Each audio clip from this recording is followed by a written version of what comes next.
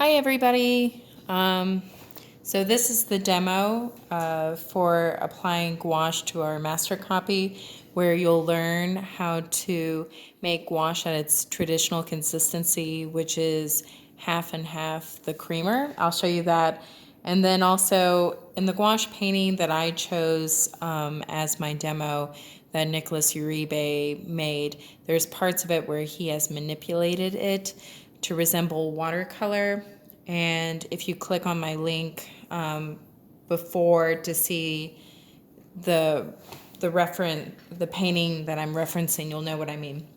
Like you'll see it in her hair, in the background, and in her clothes. Now where he treats gouache like you're supposed to traditionally, you'll see that in her portrait and also a little bit in her neck. So I'm gonna get started and show you.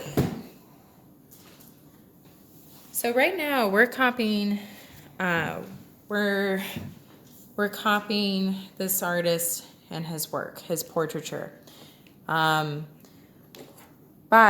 so the colors that we put out are specific because we're referencing the painting that we're copying. So these are the colors that I chose. See how I set up my palette? A little pea-size amounts of gouache paint in the circular spots, and then a little bit on these areas that are part of the palette. Some are a little bit bigger, that's okay. But I put out the colors.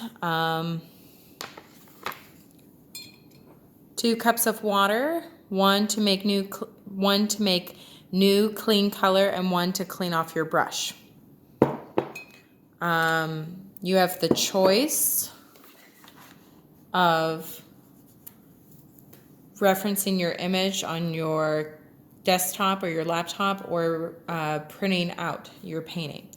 So I'm going to start with, one of the first things you want to do in addition to this is also have paper towel to dry off your brush.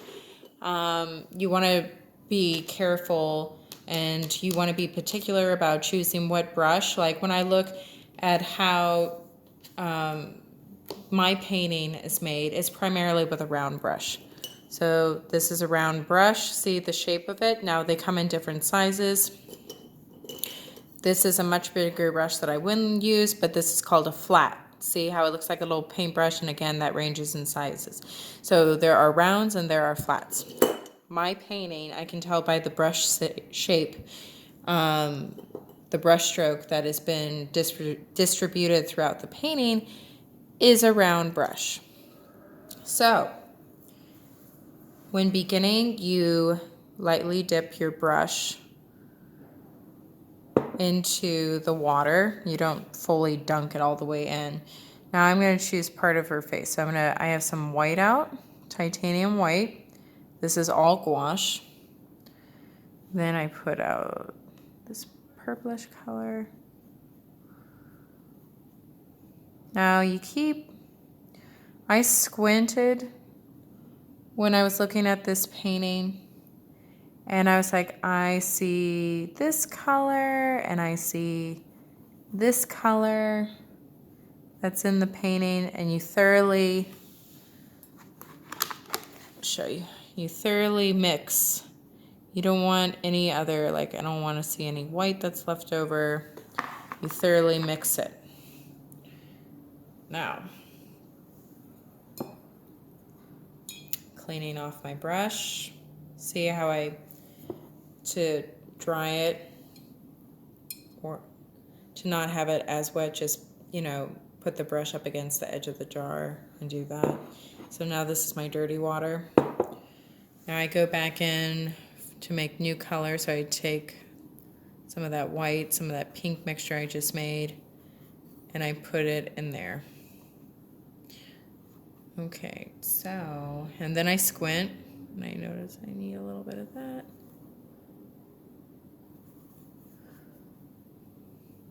Okay, now I take my brush with my gouache mixture, and it's at the consistency of half and half, and I apply it.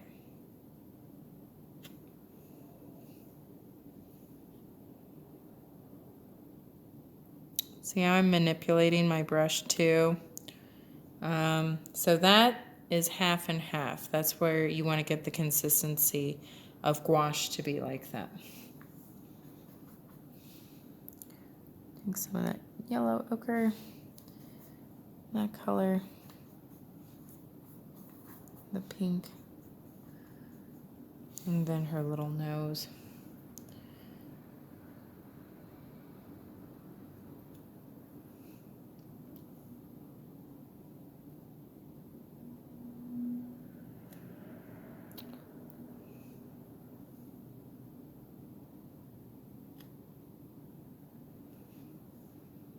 And then also I noticed that color is in her little hair. Go back in for more of that color.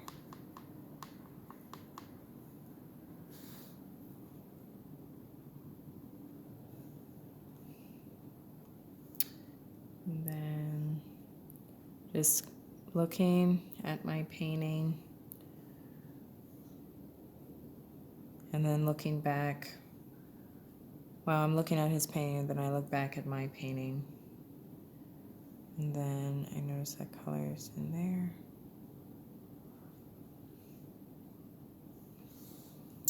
And let me take a little bit of that color.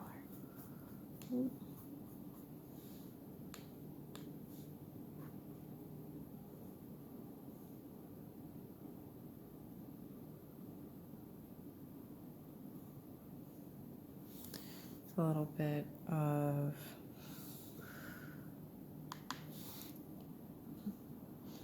this color right here. So you're just taking it piece by piece. And it doesn't mean that you have to finish the head first and then work your way down to the body. I wouldn't recommend that. I would start with the head, but I would just be specific about the color, temperature, and value, and squint, and they'll help you. But also, sorry, one more. But also, you know, wherever, you know, interests you to start painting next, then go for it.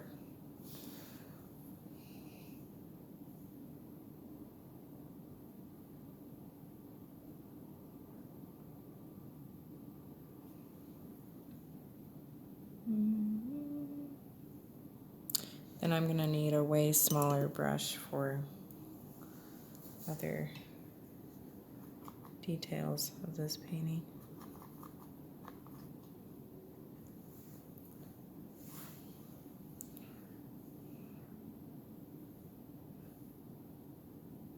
For the eyes, I would just, and if it was this small of a drawing, then I would just suggest and lightly tapping it as a start. Then I notice that little red's in there too. Okay, great.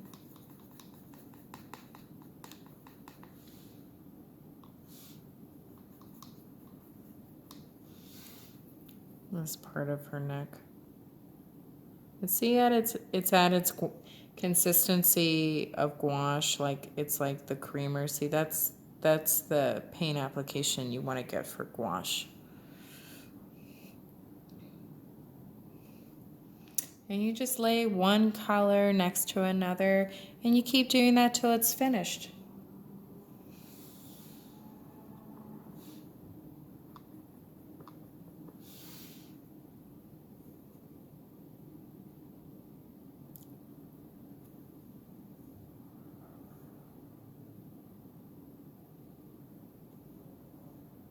And then I notice her little ear.